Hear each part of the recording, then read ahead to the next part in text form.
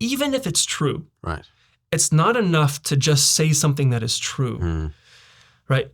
Your audience, if you're appealing to it and your audience, it doesn't seem true to your audience, then it's not going to persuade. Right. And so rhetoric concerns, of course, we want to make sure whatever we're saying is true, but we also need to consider the appearance of truth, verisimilitude.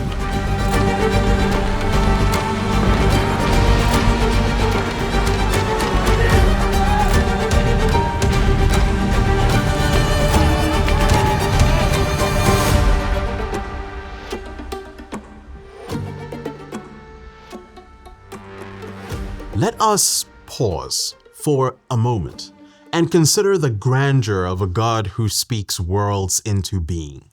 It was through words that the cosmos took form, and it is through words that he chose to reveal himself to us, gifting mankind with language as a tool for dominion. Man, made in the image of the divine word, is thus charged with the extraordinary mandate to build, shape, and renew the earth, and he does so with words. This is no mere coincidence. History shows that those who command language well tend to wield the greatest influence over the world itself. If we seek to shape good cultures, we must first master good words. Surveying history's most pivotal moments, we see that great speeches often stand as defining testaments of human conviction, courage, and character.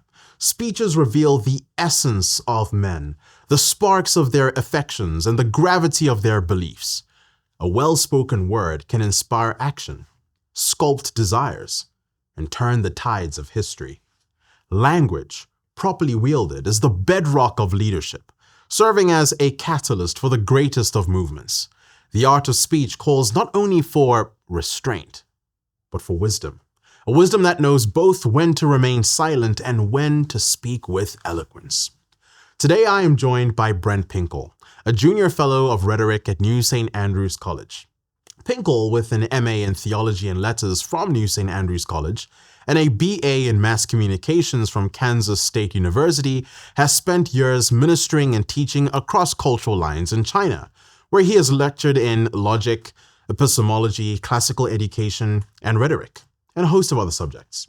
His works such as Redeeming the Six Arts, a Christian approach to Chinese classical education, provide insight into the intersection of language, culture, and truth. In a world often short on wisdom and long on words, we might gain a measure of understanding from a man who has devoted himself to reclaiming the power and beauty of the spoken word. Brent Pinkall, welcome to Our Flames and Crowns. Thank you, Lennox. I'm so grateful that we could do this. I've been looking forward to this one for a very long time, as you know. In many ways, I think this is one of those that first came as an idea, and I thought I need to reach out to Brent and make this happen. So I'm so glad we can finally be here. Thank you. And that was a very eloquent introduction, by the way. No, thank you. I had to do you proud in some way. Yeah? You did. Very good. So you set the standards. I was just trying to live up to them. I suppose in my opening monologue, Brent, I just made reference to the fact that speech tends to shape worlds, right? Speech is so pivotal. Sometimes we can overlook the importance of language, the importance of speech. What prompted your interest in rhetoric, interest in language, interest in good oratory speach? Yeah, so it's precisely this idea that language makes the world in more ways than one, right? So of course God speaks the world into existence, but this studio where we're at, these lights in the ceiling, like why are they there? Well, at some point, some designer somewhere said, "Let there be light," and there was light. That's right. Yes. And as a Christian. So you in your introduction, you brought up this idea of wisdom, right? And this goes all the way back to the ancients. This marriage between wisdom and eloquence, right? As Christians, it's often we often think it's like truth is enough, right? Just wisdom is enough, truth is enough. Just know what you need to do, and that's enough. But I don't think that's what the Bible, I think the Bible calls us to more than just knowing the right thing. Yes. We care, like as a Christian, I care not only that I know what is true. Yeah. I want you to know what is true. Yes. And not just to know what is true, but to do what is true, to do what is right. Right. And we shouldn't be content if we see our neighbors, going off the path. Like we shouldn't be content with at least I'm not going off the path. Like no, like we Yes. love our neighbor. Yes. And so we should cultivate, the ability to direct him to the right path, and it's primarily through words that we do that. Yes. So that's underneath my whole interest in rhetoric. It's about moving people toward the truth, moving people Yes. toward wisdom. I love that. I think on one hand, you're right. We do have Christians who think it's only the truth that matters. They don't often think about the need for eloquence, the need to communicate that in a compelling fashion. On the other hand, you get people who think it's all about the eloquence, Yes. right? Even though it Yes. has no substance. Yes. I suppose that's pretty much the definition of what sophistry is. Yes. To what degree do you see that playing out in this modern world? Oh my! Need I say more? I Right. mean, it's everywhere. So Yes. this sophistry. I mean, probably one of Plato's most well-known dialogues, Gorgias. This is the central debate. Socrates is more or less saying all you need is wisdom. Right. Gorgias is saying no, we need eloquence, and the main objection from Socrates is this idea. But look at all the harm it's done. I mean, Cicero in his opening to De Inventione, he begins with this statement that I can't remember it verbatim, but it's something like, when I survey history and look at the worst deeds, the most destructive things that have happened to man, I see that they have all been brought about by means of eloquence. Right. Yes. Right? Yes. And so, in the same way that you can't divorce eloquence from wisdom, you can't divorce eloquence from virtue. Right. Right. And so this is really key. So as we cultivate eloquence, we need to make sure, like, we're actually using it for good. Like the point isn't merely to persuade, merely to get you to adopt my belief, but to get you to persuade you toward truth. And in all manner of ways today, when we see people that just care about persuading, right? Yes. You see it in advertising. It's whether our product is actually good or not is irrelevant. As long as you buy it, I've succeeded. And as Christians, we should strive for something higher. I love that. I don't know about you, Brent, but I find myself greatly dissatisfied with a lack of both wisdom and eloquence in many modern day politicians. I think that art of statesmanship demands wisdom and eloquence, of course, anchored in virtue. And I find both missing. I remember several months ago listening to some of the presidential debates and just being so dissatisfied. I'm like, what is this? This is a circus. This is not compelling at all. Do you have any hope for the modern world in this regard? Where do you see people wielding language well in this modern world? I need a lifeline here. Yes. New St. Andrews College. New St. Andrews College. There's our free advertisement right there. That's it. Yes. That's great.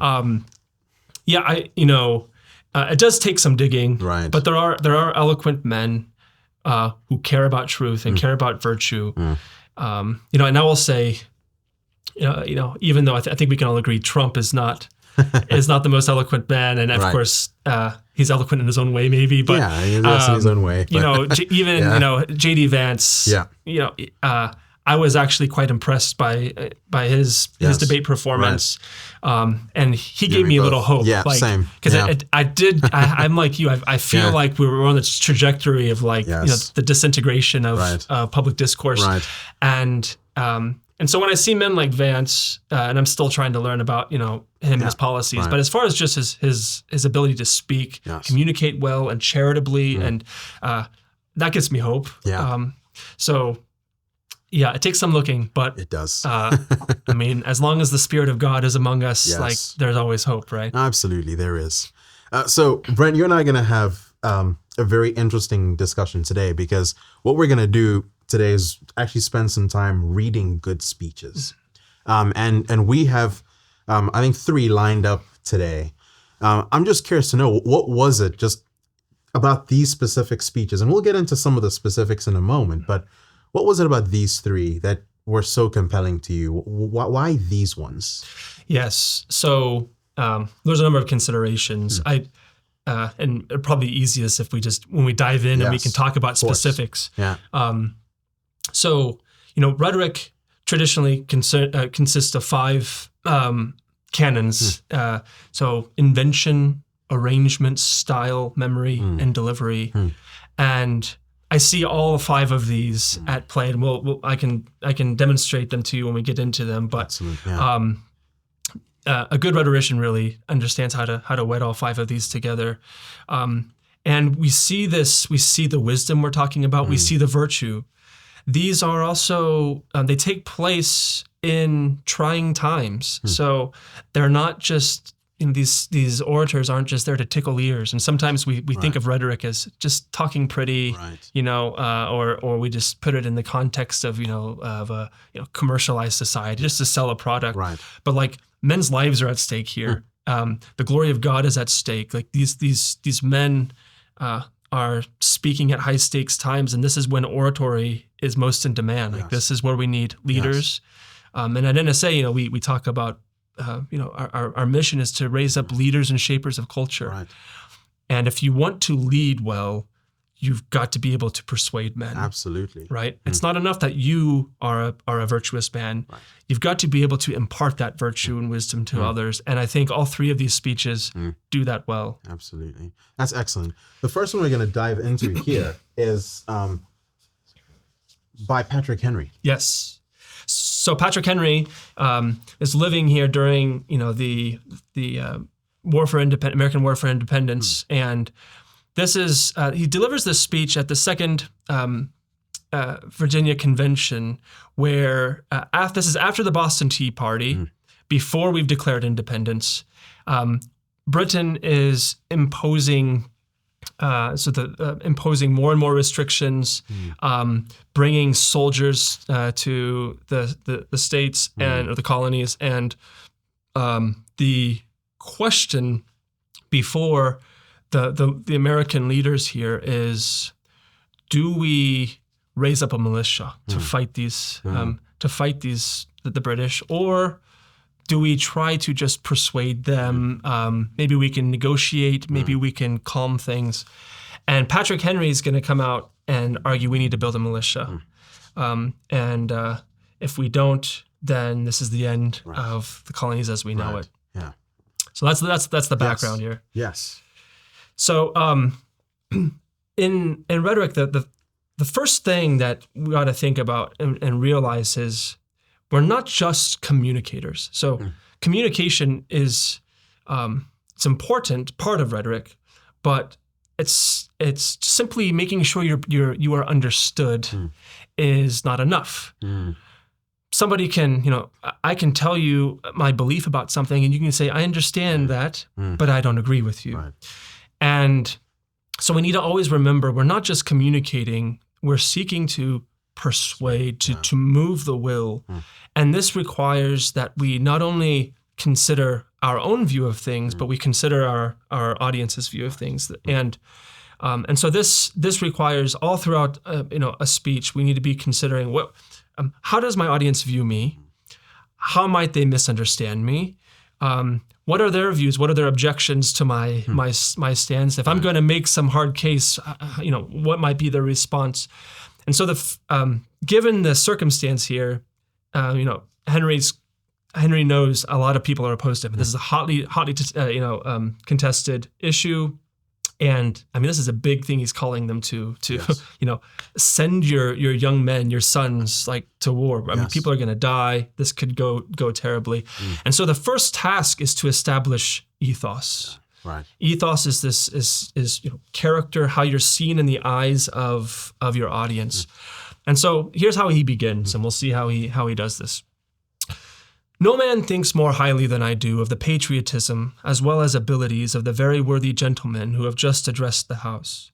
But different men often see the same subject in different lights, and therefore I hope it will not be thought disrespectful to those gentlemen if, entertaining as I do opinions of a character very opposite to theirs, I shall speak forth my sentiments freely and without reserve.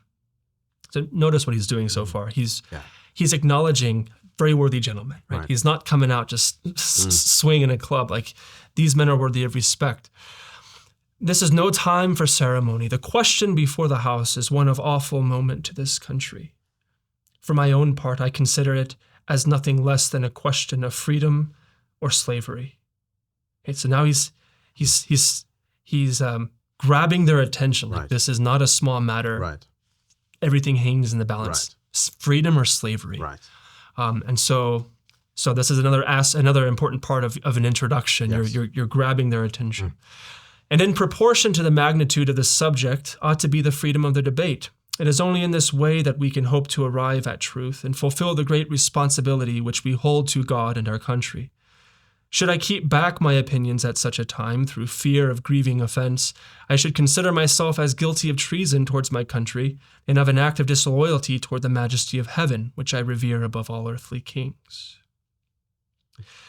So, what I think is brilliant here is, in order to persuade an audience, you've got to appeal to things that your audience reveres. Right. And his opponents are concerned in the first place about patriotism, being loyal to the king. Yes. And so how does Henry, because if Henry just comes out and says, oh, that doesn't mean anything, like, I don't care about, loyalty to kings, like, that's not going to go well for him. So he does something interesting here. He first says, all right, I have a great responsibility to my country. So he establishes, like, okay, I'm doing this out of love for my country. I should consider myself as guilty of treason towards my country, right? If I don't speak. So he establishes that. But more importantly, he presents God. This loyalty to God. It would be an act of disloyalty toward the majesty of heaven, which I revere above all earthly kings. Right. So he establishes a higher authority. A higher authority. Yes. And in this context, these men, I think, would agree. Right. Like, the king is not the highest authority, right? God is. And so Henry takes the high ground here, which sets him up well for what follows. Mr. President, it is natural to man to indulge in the illusion of hope.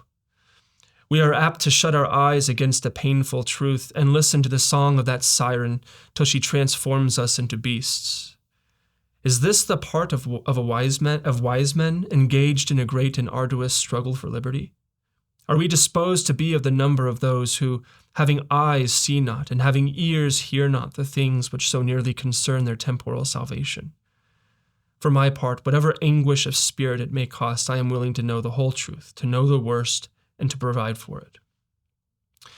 Okay, so again, he begins with this charitableness, and it is natural for a man to indulge in the illusion of hope. So he's not painting his opponents as some monsters, right? But he also presents this striking allusion to the Odyssey of the sirens, right, and the danger. Like the nice sounding songs aren't necessarily what are best for us. They can lead us to destruction. And so now we're hooked. So this is his introduction has ended. Now we're hooked. What is the song that's might be leading us to destruction? And then he proceeds into the main gist of the speech. And I think before I read this, just one thing to look out for is, so he's going to present his arguments for why we should build this militia, and he's going to respond to some of the objections. And notice the kinds of appeals he's making, and then I'll circle back to that here in a minute. We can discuss. I have but one lamp by which my feet are guided, and that is the lamp of experience. I know of no way of judging of the future but by the past, and judging by the past, I wish to know what there has been in the conduct of the British ministry for the last 10 years to justify those hopes with which gentlemen have been pleased to solace themselves in the House. Is it that insidious smile with which our petition has been lately received? Trust it not, sir. It will prove a snare to your feet. Suffer not yourselves to be betrayed with a kiss. Ask yourselves how this gracious reception of our petition comports with those warlike preparations which cover our waters and darken our land. Are fleets and armies necessary to a work of love and reconciliation? Have we shown ourselves so unwilling to be reconciled that force must be called in to win back our love? Let us not deceive ourselves, sir. These are the implements of war and subjugation, the last arguments to which the kings resort. I ask, gentlemen, sir, what means this martial array if its purpose be not to force us to submission? Can gentlemen assign any other possible motive for it? Has Great Britain any enemy in this quarter of the world to call for all this accumulation of navies and armies? No, sir, she has none. They are meant for us. They can be meant for no other. They are sent over to bind and rivet upon us those chains which the British ministry have been so long forging. And what have we to oppose to them? Shall we try argument? Sir, we have been trying that for the last 10 years. Have we anything new to offer up this subject? Nothing. We have held the subject up in every light of which it is capable, but it has been all in vain. Shall we resort to entreaty and humble supplication? What terms shall we find which have not been already exhausted? Let us not, I beseech you, sir, deceive ourselves. Sir, we have done everything that can be done to avert the storm which is now coming on. We have petitioned, we have remonstrated, we have supplicated, we have prostrated ourselves before the throne, and have implored its interposition to arrest the tyrannical hands of the ministry and parliament. Our petitions have been slighted, our remonstrances have produced additional violence and insult, our supplications have been disregarded, and we have been spurned with contempt from the foot of the throne. In vain, after these things, may we indulge the fond hope of peace and reconciliation. There is no longer any room for hope. If we wish to be free, if we mean to preserve inviolate those inestimable privileges for which we have been so long contending, if we mean not basely to abandon the noble struggle in which we have been so long engaged, and which we have pledged ourselves never to abandon until the glorious object of our contest shall be obtained, we must fight. I repeat it, sir, we must fight, and appeal to arms and to the God of hosts is all that is left us. Wow. I'm ready to fight now. Yes, right? I mean, he's not even finished, and we're like, yes. Yes, exactly. So the thing I want to highlight here is something that I think is often overlooked, and that is the appeals he's making are appeals to common sense. And I think, you brought up the presidential debates. Right. Yes. And when we look at just modern discourse, one of my concerns is we have neglected common sense, and we root most of our arguments in expert knowledge, right? Appeals to science, and so this is kind of Enlightenment ideals, and of course there's a place for science, but classical rhetoricians, and going back to Aristotle, distinguish science from prudence. Science inquires into the truth by means of in the highest sciences like mathematics, through careful deduction, through long strings of syllogisms, and it takes great time and reflection. And these syllogisms, think of like a mathematical proof. Like you and I probably can't follow most of the mathematical proofs out there. It requires expert knowledge, and it's very hard to follow. But the orator is speaking to the masses. He's speaking to the laymen, non-experts. And the problem is when you try and persuade by means of expert knowledge, you run into this problem that we saw all through the presidential debate, which is the tyranny of the fact checkers. Yes. Right. Right. So there's because laymen can't follow, like they can't do the experiments and find these, discover these scientific truths, and so the orator can only appeal to these as scientific authorities, and so you will have a politician say, according to this study by this institute at Harvard, 26% of Americans, so and such and such and such. Does that persuade? Well, it persuades those who already agree with him. Sure. Yeah. But the opponents, what's going to happen with his opponents when they hear that statistic? Yeah. They're not going to accept it. They can't verify it because they're not scientists. And they're just going to assume there's something wrong with the study, or they're going to find their own institute, that, with their own statistics. And so you saw, just kind of a funny example of this from the presidential campaign when you had Trump talk about the illegal immigrants are eating our pets. Right. I don't know if you saw this, The whole Ohio thing, right? Yes. This is in Ohio. Yes. Yeah. And so he's saying, they're eating our pets, they're eating our cats, they're eating our dogs. Yeah. And there was this whole kerfuffle of, are they actually eating our pets or not? And so you had some news outlets say, no, we don't have any counts of this. And then but this guy says they did eat it. And so the whole inquiry is into whether they're actually eating the pets or not. Right. And as a rhetorician, I'm thinking, for the sake of what Trump is doing, it's irrelevant. Even if it's true. Right. It's not enough to just say something that is true. Right? Your audience, if you're appealing to it, and your audience, it doesn't seem true to your audience, then it's not going to persuade. Right. And so rhetoric concerns, of course, we want to make sure whatever we're saying is true, but we also need to consider the appearance of truth, verisimilitude. Right. And in order to ensure that our audience agrees with these appeals, we appeal to common sense. So common sense is the unreflective judgment of a community. This is Giambattista Vico's definition. Unreflective judgment. And it's unreflective because it's not, these beliefs that we have through common sense are not derived from careful syllogistic reasoning. We don't derive them by following a series of syllogisms. Right.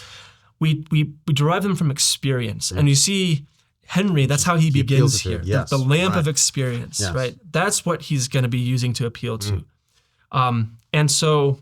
And a shared experience at that as well. So it's not really subjective. Right. He's saying this is something we can all observe. Exactly. Something we've all experienced. Yeah. Right. And so when he says, his first argument here about look what they've brought all of these warships, all of these, soldiers. Does this look like they are here to, negotiate?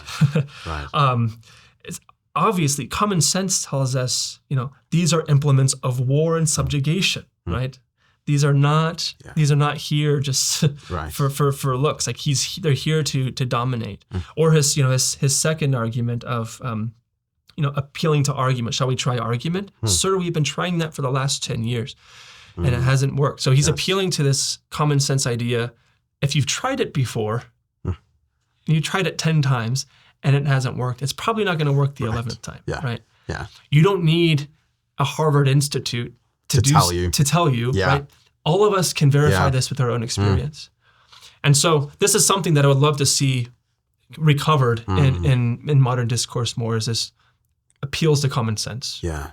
It's interesting, Brent. Just as you're speaking, before we continue with this, I want to go back to something you said earlier about how, going back to wisdom. And I think in just reading this speech, there's so much wisdom in it as well. Yes. The eloquence actually prompts real thought. Yes. Which ought to lead to wisdom, right? Yes. If it's well understood.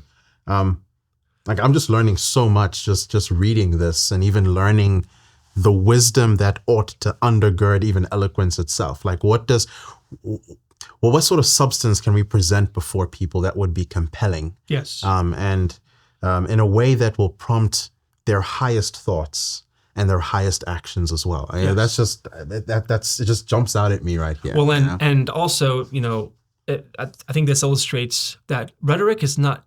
Sometimes we think of rhetoric merely as style. Like you get the ideas, you get the beliefs from something else, from other arts, and rhetoric just concerns how to communicate them well. But rhetoric, the art of invention, that's the first canon of rhetoric, and the ancients consider it to be the most important. It's a method of inquiry. It's an inquiry into truth. And so rhetoric teaches you ways of inquiring into, you're presented with a situation. What's the best course of action here? So you inquire into it. You see all the different possible arguments for different sides, and you weigh them, and then you decide, which course of action is the most prudent in this situation.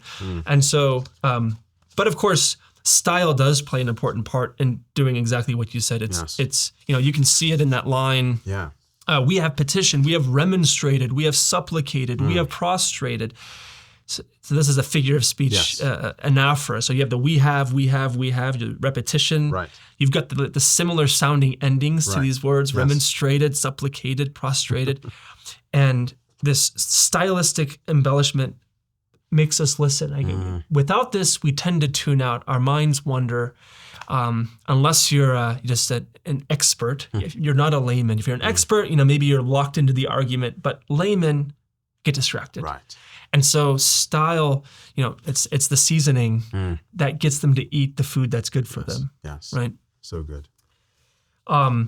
So I think for time's sake, we'll skip over some. He continues on then with so then the next thing, putting himself in the shoes of his audience. He's what's the next objection that comes to mind? And obviously, it's like if we raise up this militia, we're gonna defeat the entire British army. Like really, we have the ability to do this, and so Henry takes them to task and says basically, well, first of all, when shall we be any stronger? Like there's never going to be a more opportune time, right? And then he also appeals to we have God on our side, like the Almighty, yes. and so he waxes eloquent there, and then he ends with probably the most famous part of the speech, which is his conclusion, and this is the part where we stir up. We've done the ethos in the introduction. We've got the logos in the arguments, and now he's going to try to appeal to our emotions in a really punchy manner here. So here's how he concludes. It is in vain, sir, to extenuate the matter. Gentlemen may cry, peace, peace, but there is no peace. The war has actually begun. The next gale that sweeps from the north will bring to our ears the clash of resounding arms. Our brethren are already in the field. Why stand we here idle?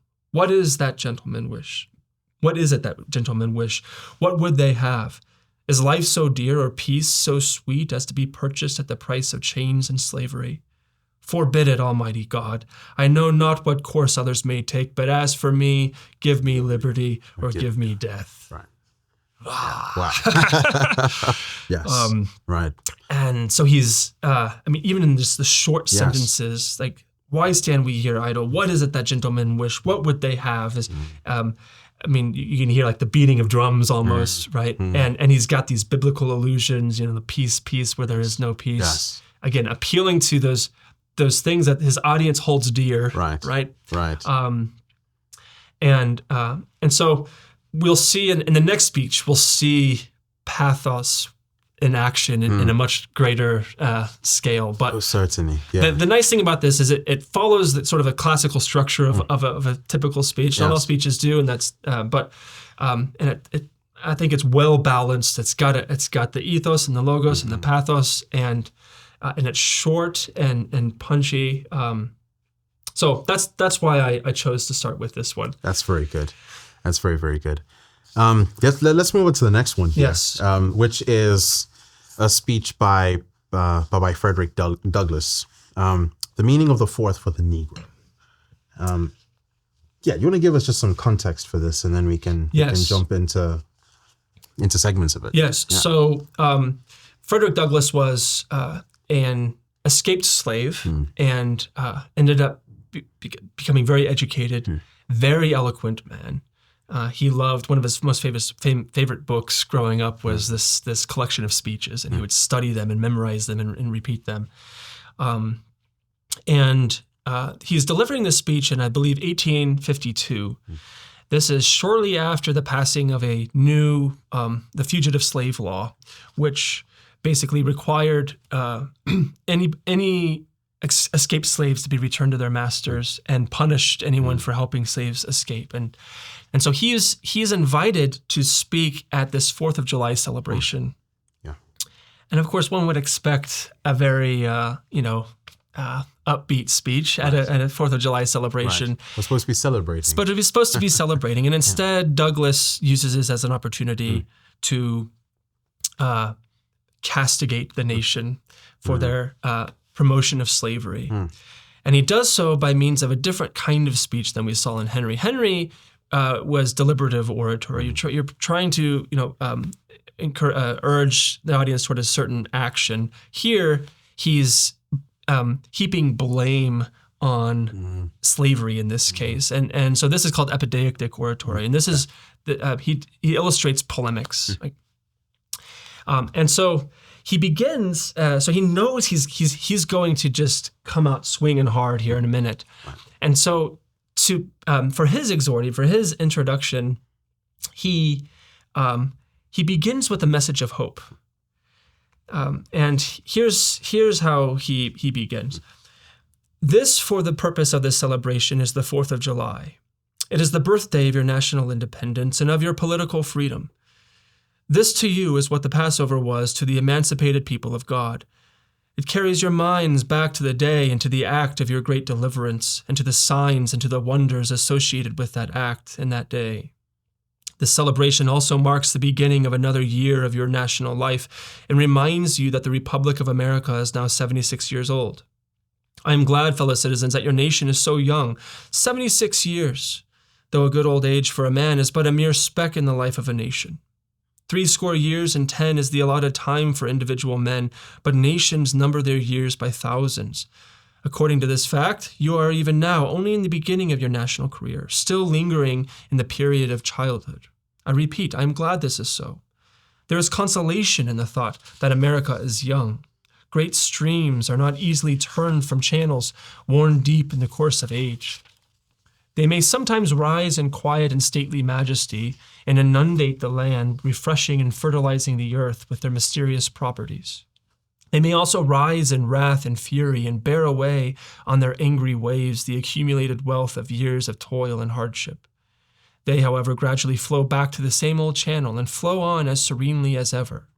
But while the river may not be turned aside, it may dry up and leave nothing behind but the withered branch and the unsightly rock to howl in the abyss-sweeping wind the sad tale of departed glory.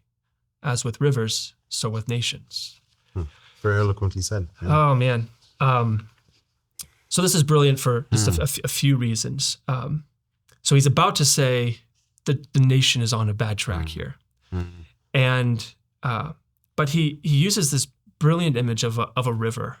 Sometimes rivers go off course, but then over time they can actually be brought back on course, and so this gives us some hope. Like even if we're off course now as a nation, there's hope that we can be set back on track.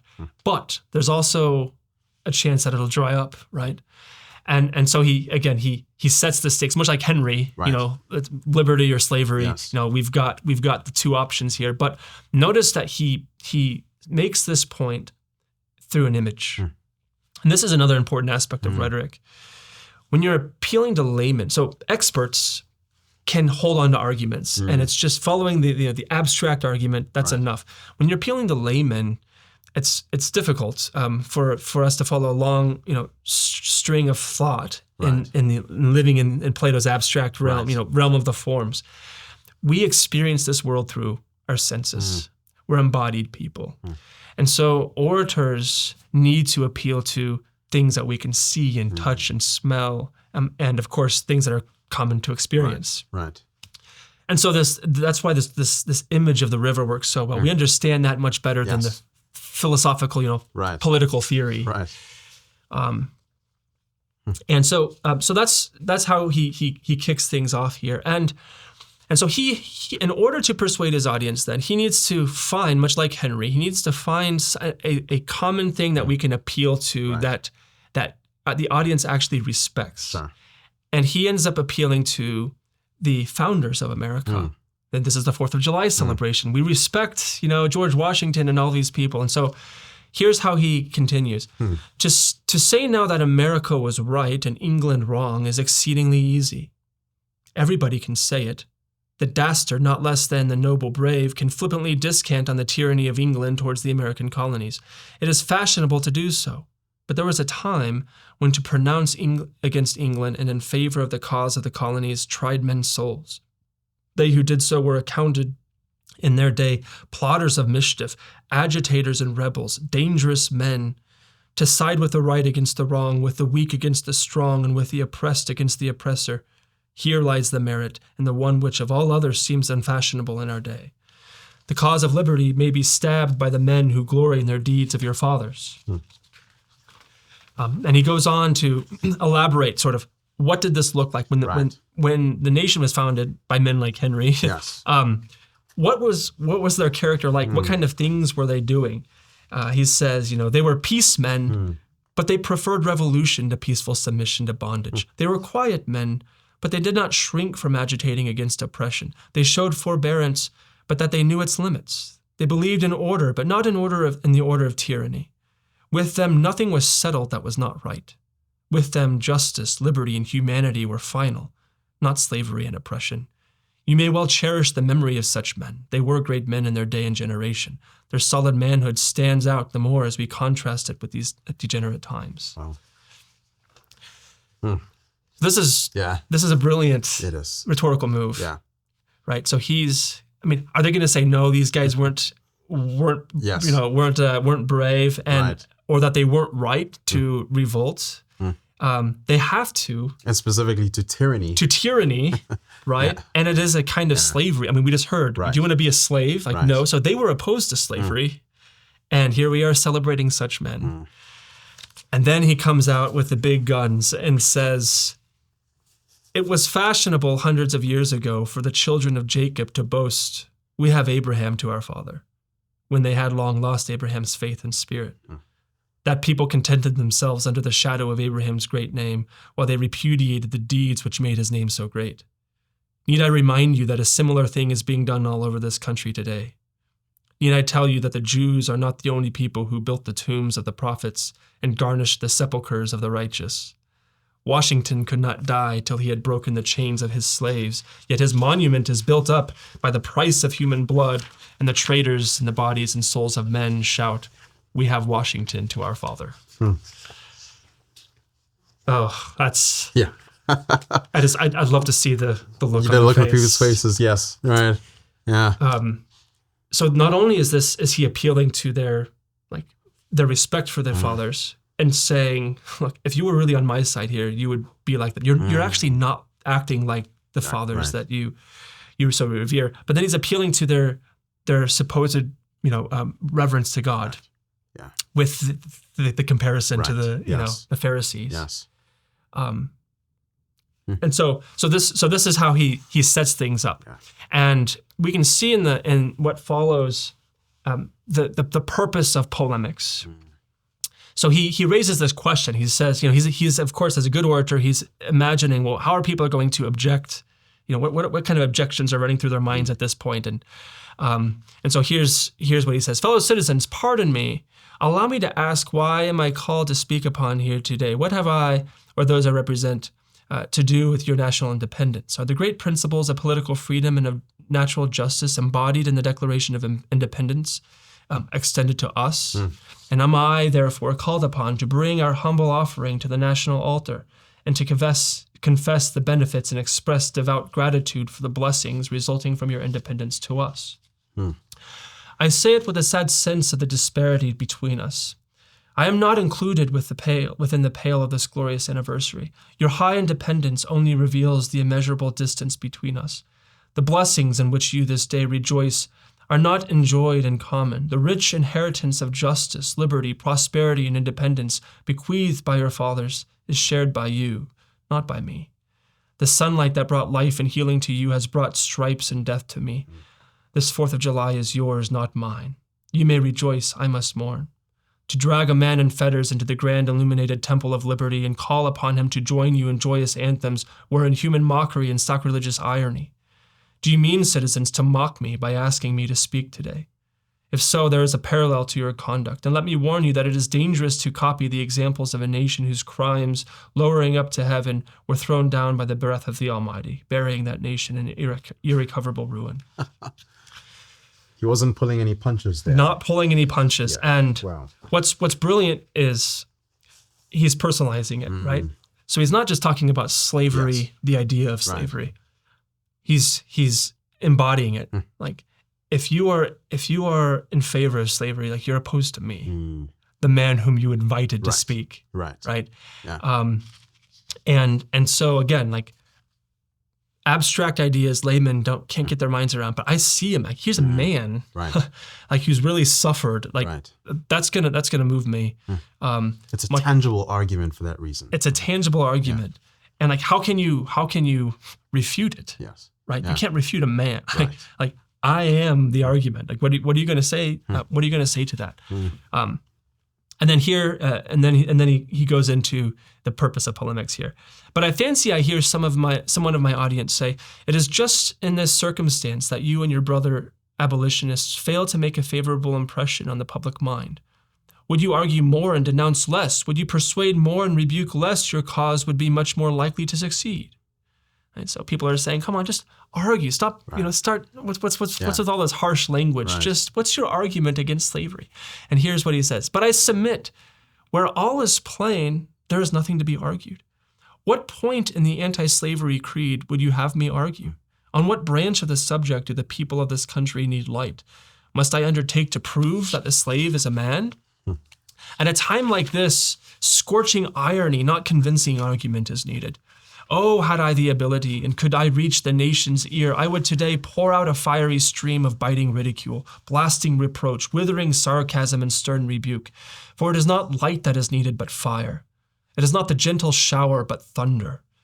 We need the storm, the whirlwind, and the earthquake. The feeling of the nation must be quickened. The conscience of the nation must be roused. The propriety of the nation must be startled. The hypocrisy of the nation must be exposed. And its crimes against God and man must be proclaimed and denounced.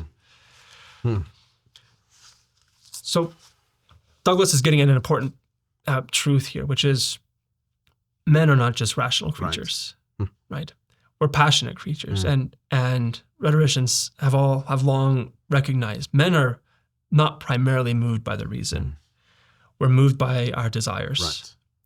Right. And so if you want to persuade somebody to truth, it's not enough just to get them thinking rightly about it. Like he says, if you inquire, like, is a slave a man? Probably even the pro-slavery people would say, yes, okay, they're a man, I get it. Like they're convinced in their minds. The problem is they don't feel they don't feel as slaves as men. Right? They just feel like property. And so this is the purpose of polemics. It's stirring the emotions that you feel rightly.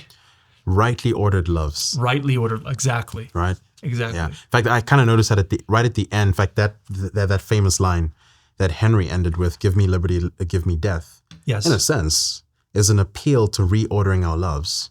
Absolutely. Understanding that liberty is more important than even life in many ways, than just mere existence. Yes. And you see something very similar happening here as well. Yeah. So, this is a long speech, and there's lots of techniques he's using here to stir emotion, to create pathos. I'll just highlight a couple for time's sake. Sure. Yeah. The first thing we can look at here is this idea of ekphrasis. So ekphrasis is when you bring an image vividly before somebody's eyes by just describing it vividly. And much the same way that at the end of World War II, when U.S. troops had occupied Germany, they took residents who lived near these concentration camps and actually brought them to see the camps. Yeah. Yes. And it's the same kind of thing here. Like they need to see it and feel it. Yes. And so Douglas gives a description here of slavery, and here's how he describes it in vivid terms that just stirs the soul. Behold the practical operation of this internal slave trade, the American slave trade sustained by American politics and American religion. Here you will see men and women reared like swine for the market. You know what is a swine drover? I will show you a man drover. They inhabit all our southern states. They perambulate the country and crowd the highways of the nation with droves of human stock. You will see one of these human flesh jobbers, armed with pistol, whip, and bowie knife, driving a company of 100 men, women, and children from the Potomac to the slave market at New Orleans. These wretched people are to be sold singly or in lots to suit purchasers.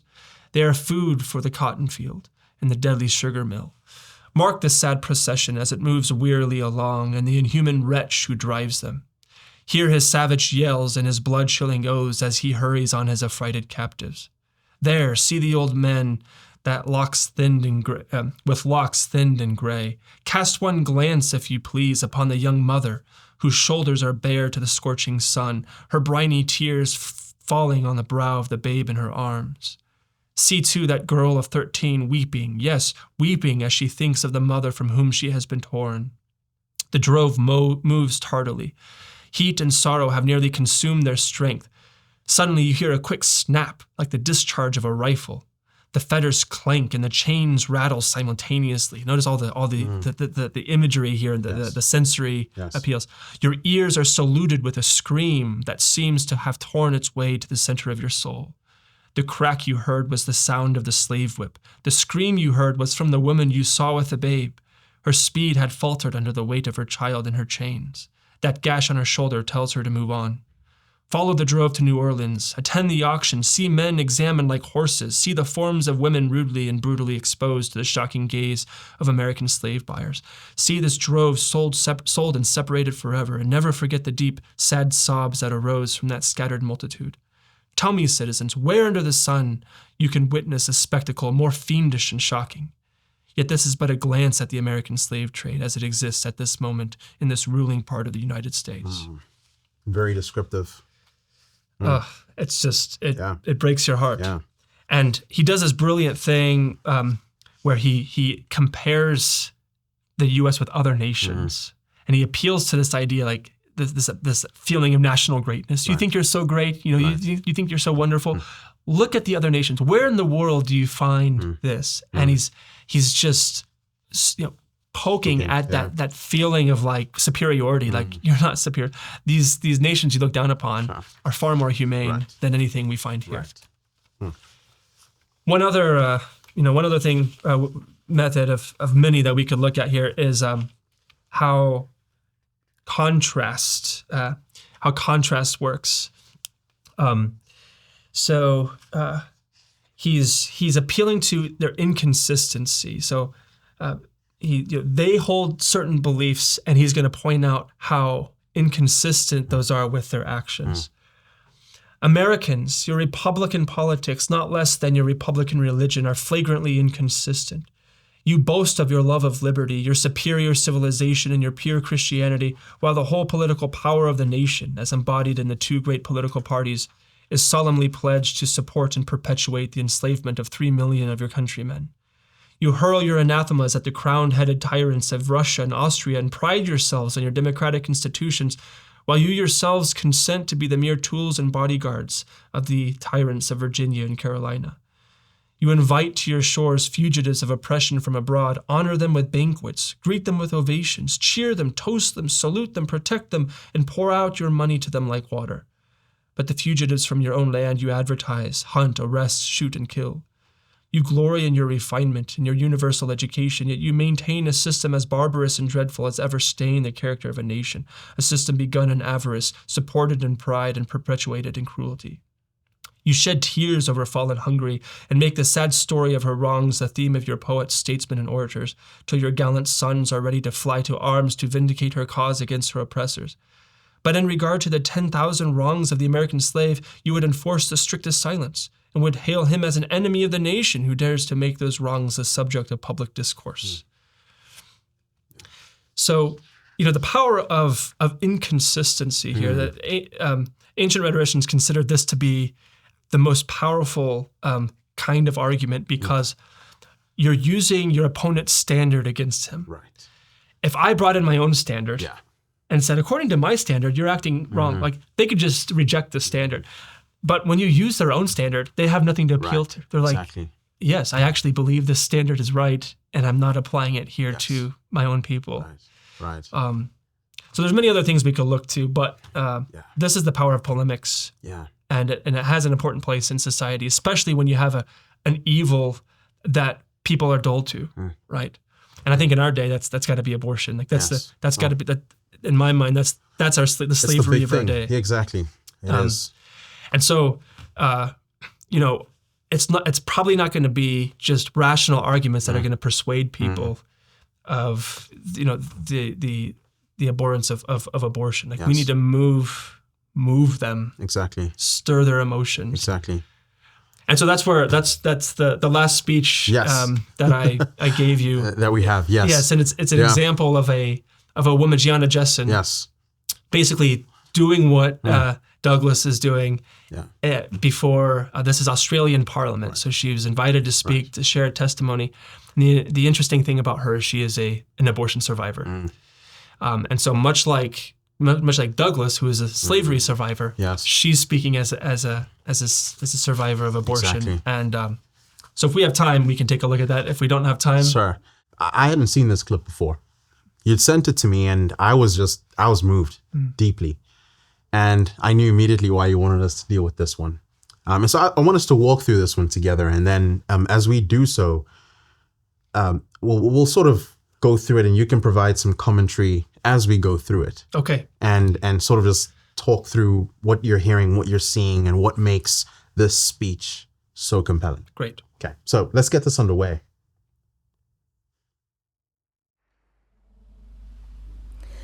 I'm adopted, and my biological mother was 17, and so was my biological father. She was 7.5 months pregnant when she decided to go to Planned Parenthood, which is the largest abortion provider in the world, and they counseled her to have a late-term saline abortion, which is a saline salt solution that is injected into the mother's womb.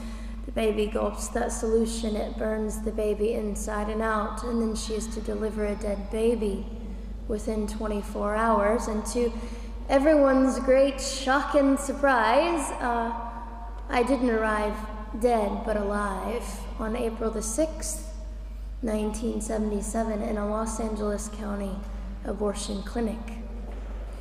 What's fantastic about this, about the perfect timing of my arrival, is that the abortionist was not on duty yet. So he wasn't even given the opportunity to continue on with his plan for my life, which was death. And I know that I am in a government building, and a beautiful one it is, and I love your country as well as my own. But I know in the age that we live in, it is not at all politically correct to say the name of Jesus Christ in places like this. To bring him into these sorts of meetings, because his name can make people so terribly uncomfortable. But I didn't survive so I could make everyone comfortable. I survived so I could stir things up a bit. And I have a great time doing it. What a great opening. I know. What a great way to start a speech. What do you make of that, Brent? So there's a number of things that I love about this. First of all, she does something very similar to what Douglas does by personalizing abortion, right? She's not talking about abortion as ideas out there, which it's very easy to be unmoved by the idea of babies being aborted. But it's very hard to be unmoved when you see a living survivor there speaking at you. And this is, and by the way, it's worth mentioning, like, just a minute ago, I read some speeches, but of course, these speeches weren't delivered in the way that I just did. Yes, right. Rhetoric is performance. Rhetoric is embodied speech. It's not just speech, just words. It's embodied speech. And even as you watch, Gianna, just the facial expressions on her face, right? You see in her countenance a mixture of calm confidence, but she's not flustered. She's not worried. You can see her, her confidence in God, but she's serious, right? And it's just like at points there, she's not saying anything. She's just looking intently at the audience, and you're hooked. Right. Just her silence carries the gravitas to it. Absolutely. And this is another thing I tell my students. Sometimes when we think about creating pathos and moving people, we think the louder you yell, the more powerful. Right. And of course, in modern day, when women, especially you see women orators, they think to be a good orator, I need to speak like a man. Hillary Clinton. Hillary Clinton, yes. Kamala Harris. Right. You know, you can find all these clips of them yelling and that doesn't that moves people who are already supporting them. Right. But it doesn't move people, especially men. But when we see, like, I think Gianna is just a great example of this feminine, this quietness that is both brave and bold and assertive in a feminine kind of way. But she begins with this personal anecdote, which personalizes everything, and she's doing this. Of course, as we're listening to the story, we feel bad for her. Even those who maybe are against her position, like, we sympathize with her. And so she's building capital for herself that she can then spend. She's about to lay down some truth. Yeah, for sure. Yeah. And so she's building some capital that she can spend here in a minute, which she begins to do a little bit with mentioning Jesus, right? So some people might begin to write her, uh-oh, she's another crazy Christian. Here we go, right? But she's already built that capital at the outset with building up her ethos. And then she immediately follows that up, with a lighthearted joke. I forget what she said already. She has a great time doing it, great time causing trouble, right? And everybody kind of chuckles, right? But she sprinkled little tiny, like, lighthearted jokes throughout that really endear us to her, right? And yet that also still carries some kind of weight. It does. Right? The substance of what she's saying. Yes. Like, so she's not making light of it by throwing in some humor. If anything, that it actually, in a sense, it makes the gravity of her words a little more palatable. Yes. But without removing any of the weight to it at the same time. Yes. Which I found very impressive. Yes. Yeah. And by the way, I mean, at the outset, you'll see here in a little bit her dive into this more. But as we've discussed with the previous two speeches, she's considering, like, what is my audience thinking? What is my audience feeling? She's speaking to a room of politicians, and so if I'm her, I'm thinking, what's the biggest obstacle of getting them to accept my position here, passing that legislation? Right. And I think for politicians, probably the biggest thing is going to be, what are my constituents going to think of me? Right? Yes. It's this problem of, people pleasing. Yeah. They're not going to like me if I do it. Right. They see the headlines in their mind already, like, so-and-so came out against this. Yeah. And so from the very outset, she's setting up herself as an example of the kind of courage she's going to call them to here in a minute. Right. Yes. I wasn't born for simple, happy times. Like, I'm born to cause trouble. I'm born to be a light in this darkness.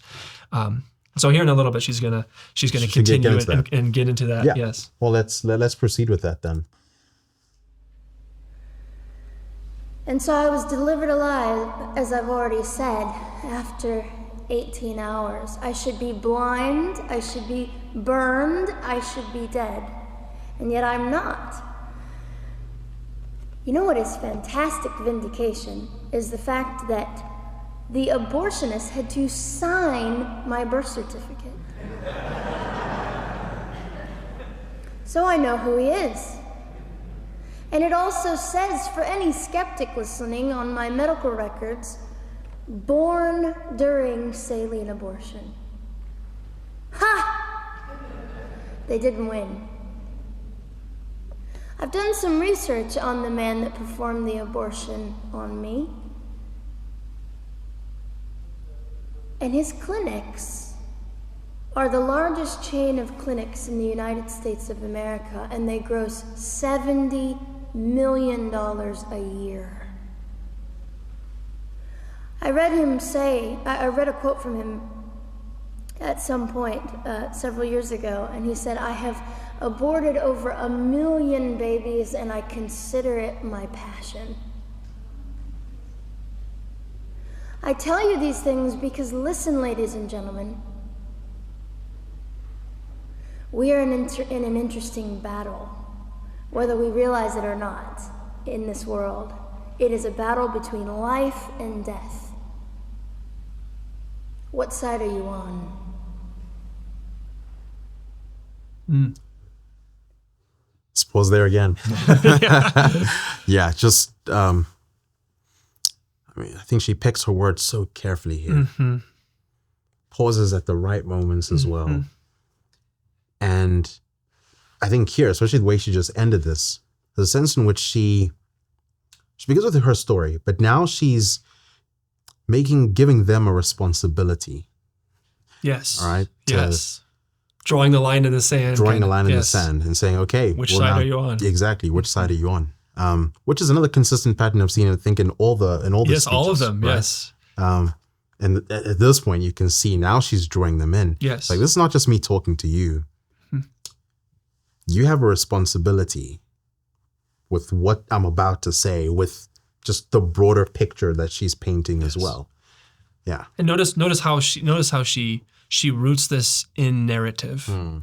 So all throughout this speech, she'll give a little bit of a personal narrative, and then talk about some related principle, and then go back to the narrative, and she progresses chronologically through her own experience, and then she'll stop. So, and this is because I think this is so effective, not only because it provides sort of a coherence to the whole speech, tying all the pieces together, but it also, narrative is the way that we experience the world, right? We don't experience the world as ideas, right? We experience it as a lived experience, right? Yes. That progresses chronologically. And so this is why narratives are just so powerful to us. And so she uses her own personal experience and then talks about, connects it to the abortion clinic where she was, aborted, and then says they abort however many millions of babies a year, and then brings it to the larger issue. So now she's going to, she goes on for a little while to kind of elaborate about the ways in which abortion survivors have been killed in the U.S., and mentions a law recently signed by Bush at the time. But then she goes on this interesting digression, kind of getting back to this issue of being hated. Yeah. And so let's take a listen to that, because I think it's quite moving. Let's do that. You see, we're playing for keeps. We're playing I'm hoping to be hated by the time that I die so that I can feel God about me and understand what it was to be hated. He was hated. Christ was hated. And not that I look forward to being hated, but I know along my journey, I know I'm already hated because I declare life. I say, you didn't get me. The silent Holocaust didn't win over me. And my mission, ladies and gentlemen, among many things, is this: to infuse humanity into a debate that we have just compartmentalized and set on a shelf and said it is an issue. We have removed our emotions. We are becoming harder. Do you really want that?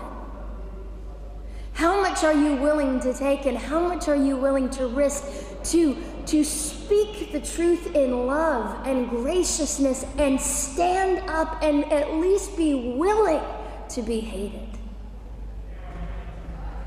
Or at the end of the day, is it all about you? Yeah. We talked about the importance of virtue. A sophist, if a sophist if the goal was just to persuade them to pass the legislation, a sophist would try to sugarcoat everything. Right. Like, it's not going to be that bad, right? I love that she's so honest. Like, look, it's going to be hard. You're going to be hated.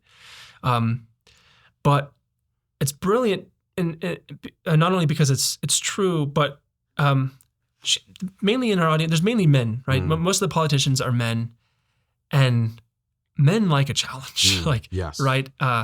This appeal to honor. What greater thing than to be hated for doing the right thing, right?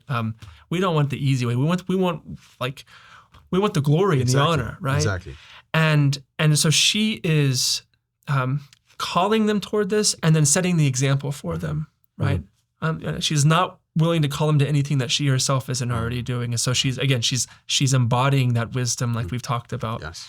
And so I can just imagine a lawmaker who might be inclined to chicken out, just sitting there like, here's this cerebral palsy, this woman with the cerebral palsy, like just showing me up. Like, am I really gonna cower in a corner? Like, there's no way. Like, I think it's just a brilliant rhetorical technique here that she's using. Yeah. So then she'll proceed here with by appealing to a different emotion. So here she's kind of getting at honor, shame. Mm-hmm. She's going to get at fear a little bit in this next clip. One. Yes. Okay. Yeah. Let's watch that. And so, after that, I was placed in an emergency foster care home where they decided they didn't like me very well, and as I'm fond of saying, I don't know how you could not adore me right from the start. What is wrong with these people? But they didn't.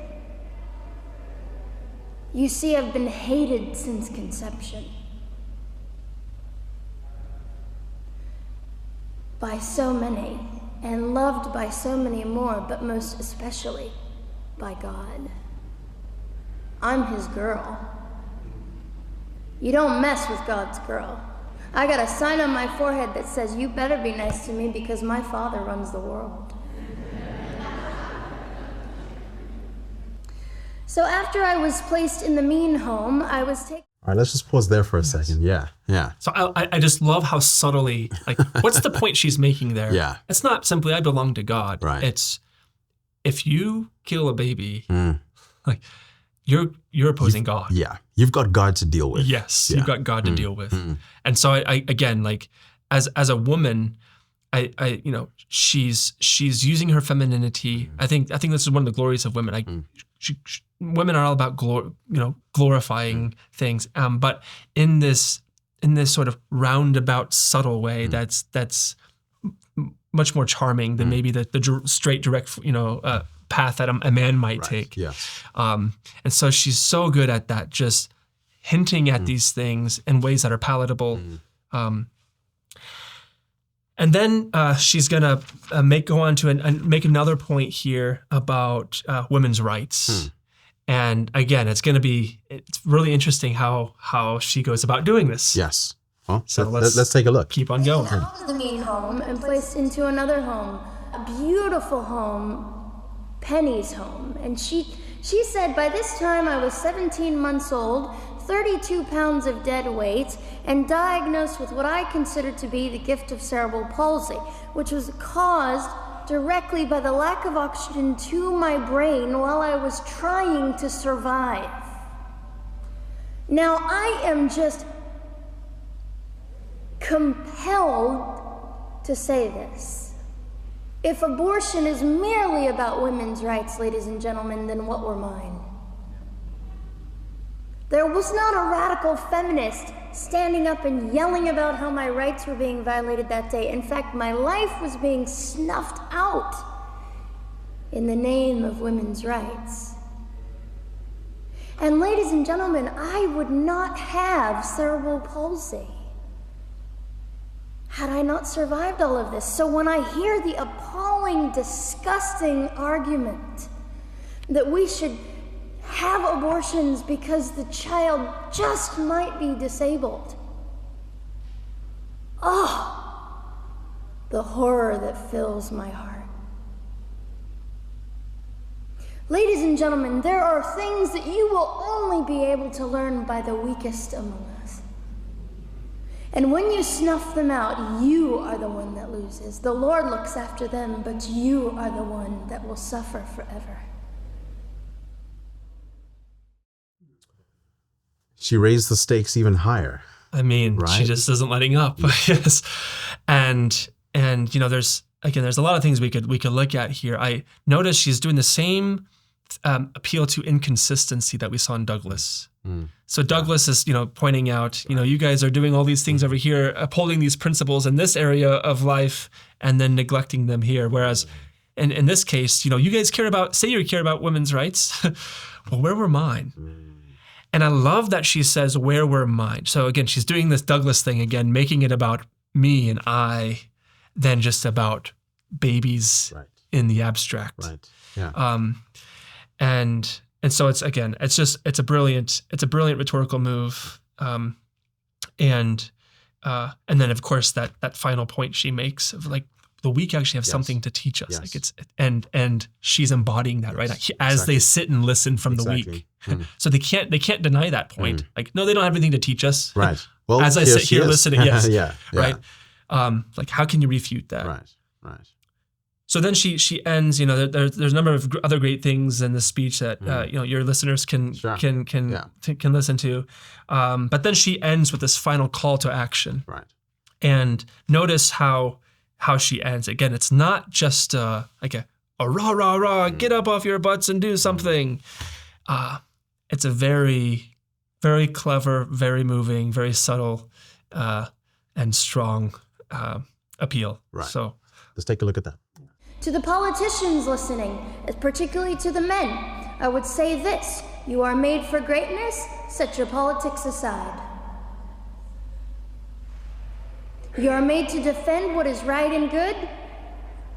This fiery young girl will stand here and say, now's your moment. What sort of man do you want to be? A man obsessed with your own glory, or a man obsessed with the glory of God?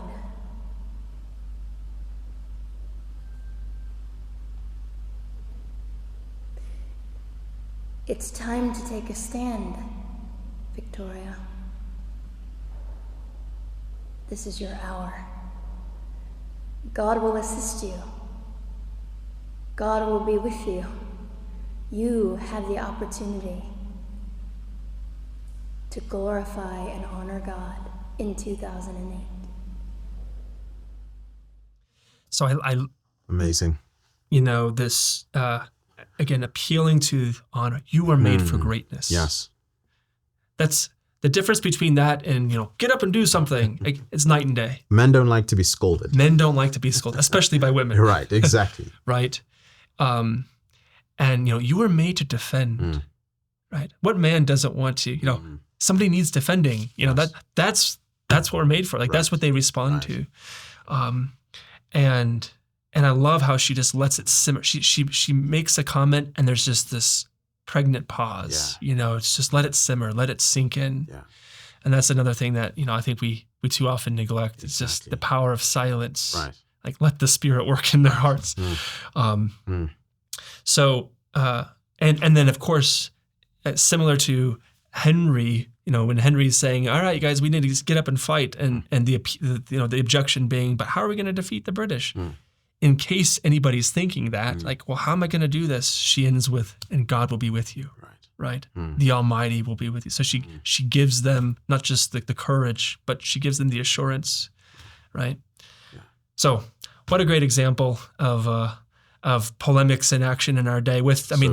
Abortion is our modern day slavery. It really is, isn't it? And something we need to be speaking to a lot more effectively. We need more of this. Yes. And there's some people who are doing some really good work in that realm. Yes, absolutely. And yet there's still so much more work to be done. Yeah.